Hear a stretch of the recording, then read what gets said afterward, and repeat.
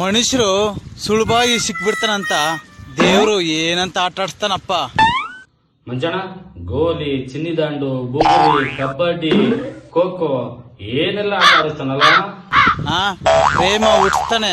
ಪ್ರೇಮ ಹುಟ್ಟಿಸ್ತಾನೆ, ಉಕ್ಕಿ ಹರಿಯೋ ರೀತಿ ಹುಟ್ಟಿಸ್ತಾನ. ಅದೇ ಪ್ರಾಬ್ಲಮ್ ಆಗಿರೋದು. ಹಾ, ಪ್ರೇಮಿಗಳು ಇನ್ನೇನು ಒಂದಾಗಬೇಕನ್ನೋ ಟೈಮಲ್ಲಿ ಏನ್ ಮಂಜಣ್ಣ ಬೇಗ ಇನ್ನೇನ್ ಒಂದಾಗ್ಬೇಕು ಅನ್ನೋದ್ರಲ್ಲಿ ಅಂತ ಹಂಗೆ ನಿಲ್ಸ್ಬಿಟ್ರೆ ಏನ್ ಮಂಜಣ್ಣ ಬೇಗ ತಡ್ಕೊಳಕ್ ಆಯ್ತಲ್ಲ. ಏನ್ ಮಂಜಣ್ಣ ಬೇರೆ ಬೇರೆ ಮಾಡ್ಬಿಡ್ತಾನೆ. ಮೊನ್ನೆ ನಿಮ್ ಕಬ್ಬನ್ ಗದ್ದೆಲಿ ಯಾರೋ ಪ್ರೇಮಿಗಳು ಒಂದಾಗಿದ್ರು, ನೀನ್ ಹೋಗ್ಬಿಟ್ಟು ಇಬ್ಬರನ್ನು ಡಿವೈಡ್ ಮಾಡ್ಲಿಲ್ವಾ ಅಣ್ಣ? ಅವರು ಮಾನಸಿಕವಾಗಿ ನೊಂದುತ್ತಾ ಇರ್ತಾರೆ. ಅಷ್ಟು ನೊಂದುತ್ತಾ ಇದ್ರೆ ನಿನಗ್ ಗೊತ್ತಿರೋ ಜಾಗಗಳು ಬೇಕಾದಷ್ಟಿದಾವೆ.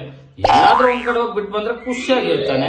ನಮ್ಗೆ ಹಿಂಗ ಆಗೋಯ್ತಲ್ಲ ಅಂತ ಮಾನಸಿಕವಾಗಿ ನೊಂದ್ತಾ ಇದ್ರೆ ಇಲ್ಲ, ನೊಂದುತ್ತಾ ಇರೋದ್ ಬಿಟ್ಟು ನಿನ್ನ ಕರ್ಕೊಂಡೋಗಿ ಕೂರ್ಸಿ ಶಾಲು ಆಹಾರ ಹಾಕಿ ಸನ್ಮಾನ ಮಾಡ್ತಾರೆ.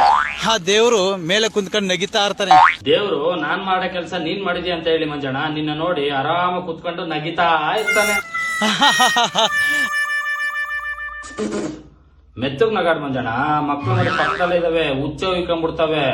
ಕಿಲಾಡಿನೇ ಗುರು, ತುಂಬಾ ಕಿಲಾಡಿ ಗುರು ದೇವ್ರು. ಕಿಲಾಡಿ ದೇವ್ರಲ್ಲ ಮಂಜಣ್ಣ, ನೀನು